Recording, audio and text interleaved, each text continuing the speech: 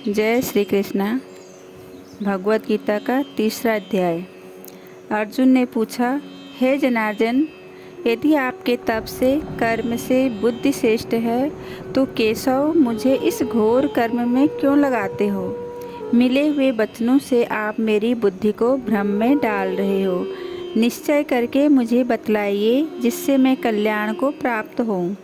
श्री कृष्ण जी बोले, हे निष्पाप अर्जुन, मैं पहले समझा चुका हूँ कि इस लोक में दो प्रकार की निष्ठा कही है। एक तो सांख्य वालों का ज्ञान योग और दूसरा योगियों का कर्म योग। कर्मों का प्रारंभ न करने से ही कोई निष्कर्म नहीं कहलाता और कर्मों का त्याग करके संन्यास करने से ही किसी को सिद्धि नहीं मिल जाती। मनुष्य क्षण भर भी कर्म किए बगैर नहीं रह सकता। प्रकृति के गुण ही सब मनुष्यों को कुछ न कुछ करने में लगाते हैं। जो अज्ञानी कर्मेंद्रियों को रोककर आत्मचिंतन करने के बहाने विषयों की चिंता करता है, वह पाखंडी मिथ्याचारी कहलाता है। हे अर्जुन, जो इंद्रियों को मन से दमन कर और विषयों में प्रवृत्ति न होने देकर उनसे कार्य लेता है, वह कर्म योग का अभ्यास कहलाता है और श्रेष्ठ कहलाता है। अपने धर्म के अनुसार नियमित कर्म करो, क्योंकि कर्म न करने से कर्म को करना अच्छा है। बिना कर्म किए तुम्हारे शरीर का निर्वाह नहीं हो सकता। हे कौन्तेय, यज्ञ के निर्मित किए जाने वाले कर्मों को छोड़कर जितने कर्म हैं उनके करने से मनुष्य को बंधन होता है। अतएव तुम फल की इच्छा त्याग कर यज्ञ के लिए कर्म करो। सृष्टि के आरंभ काल में ब्रह्मा जी ने यज्ञ सहित प्रजा को उत्पन्न कर प्रजा से कहा था कि यज्ञादि कर्म करके पृथ्वी वृद्धि को प्राप्त होंगे। यही सब कर्म तुम्हारे निमित्त कामधेनु होंगे। इस यज्ञ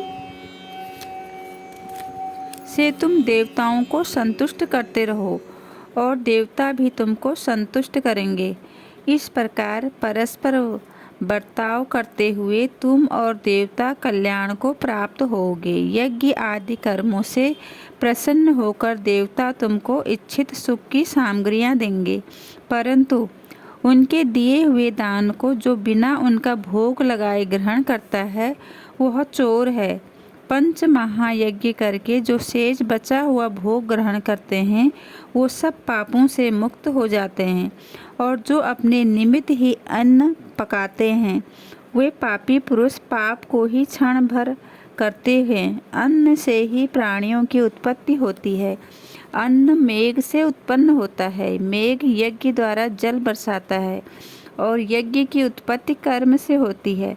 कर्म की उत्पत्ति ब्रह्मा से हुई है और ब्रह्मा अक्सर परमात्मा से। इस कारण सदा सब पदार्थों में रहने वाला जो ब्रह्मा है, वह सब यज्ञों में प्रस्तुत है। हे पार्थ, इस प्रकार चलाए हुए कर्म के चक्कर के अनुसार जो नहीं चलता है, वह पापमय है। जो पुरुष आत्मा में ही रत रहता है और आत्मानंद अनुभव से तृप्त रहता है, उसे कुछ भी कार्य शेष नहीं। वह कोई कर्म करे या न करे, उसको कोई प्रयोजन अथवा लाभ नहीं है और किसी प्राणी से अपना लाभ कराने की भी उसे कोई आवश्यकता नहीं। इसीलिए तुम भी फल की इच्छा प्राप्ति इच्छा त्याग कर कर्तव्य पालन करते रहो, क्योंकि फल की इच्छा त्याग कर्म करने वाला पुरुष मोक्ष को प्राप्त होता है। राजा जनक आदि ने भी कर्म सिद्ध पाई है। इसी प्रकार तथा लोक संग्रहण को देखते हुए भी तुमको कर्म करना उचित है। श्रेष्ठ पुरुष जिस जिस कर्म का आचरण करता है, दूसरे मनुष्य उसी मार्ग पर चलते हैं, और वह जिसको प्रमाणित मानता है उसी के अनुसार सब उत्तम मानते हैं।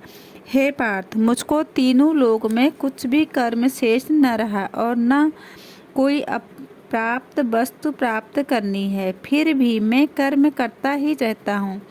यदि हम ही आलस्य रहित होकर कर्मों को नहीं करेंगे तो मनुष्य हर प्रकार से हमारे ही पथ का अनुसरण करेंगे। जो मैं ही कर्म न करूं तो सब लोग भी न करने से नष्ट हो जाएंगे। इससे मैं ही वर्ण संकरों के उत्पन्न करने का हेतु बनकर प्रजा को नष्ट करने वाला समझा जाऊंगा। जिस प्रकार अज्ञानी फल की इच्छा करके कर्म करता है, वैसे ही फल की इच्छा न करते हुए ज्ञानी को लोक शिक्षा की इच्छा करते हुए कर्म करना उचित है। कर्म में आसक्त अज्ञानियों की बुद्धि में ज्ञानी भेदभाव उत्पन्न न करें, परंतु आप स्वयं कर्म करता हुआ उससे भी प्रसन्नता पूर्वक कर्म कराएं।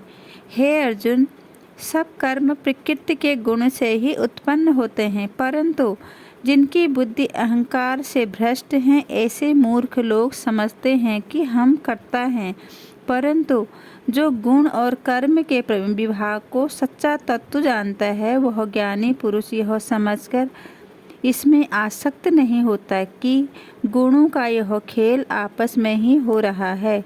हे अर्जुन, अध्यात्म बुद्धि से सब कर्मों को तुम मुझमें अर्पण करके कर्म फल की आशा छोड़कर संग्राम करो। जो पुरुष श्रद्धा पूर्वक मेरे वचनों पर दोष दृष्टि न करके मेरे इस मत के अनुसार आचरण करते हैं, वो लोग कर्म बंधन से निश्चय मुक्त हो जाते हैं, और जो अज्ञानी इस मत पर दोष दृष्टि करते हुए इसको ग्रहण नहीं करते, वे संपूर्ण ज्ञान से रहित हैं। उनको नष्ट हुआ जानो। अपना कठिन धर्म भी दूसरों के सहज धर्म से हितकर होता है।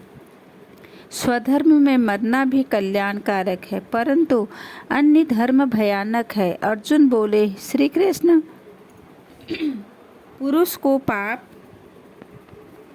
करने की इच्छा न होते हुए भी कौन उसे बलात् पाप के मार्ग में प्रवृत्ति करता है।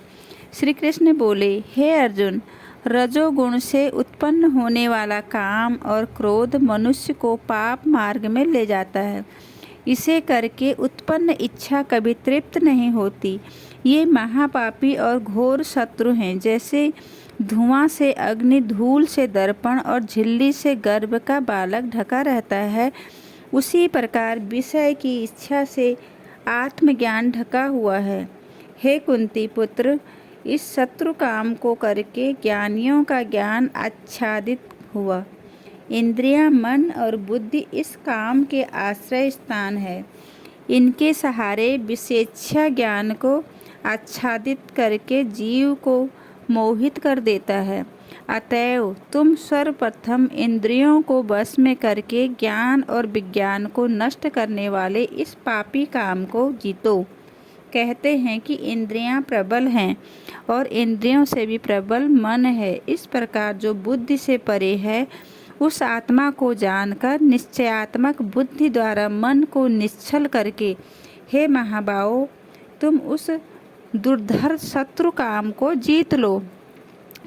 इति श्रीमद्भगवद्गीता सुपनिषत् सुब्रह्मा विद्या योग शास्त्रे श्री कृष्ण अर्जुन संवादे आत्मकर्म योगो नाम तृतीयो अध्याय।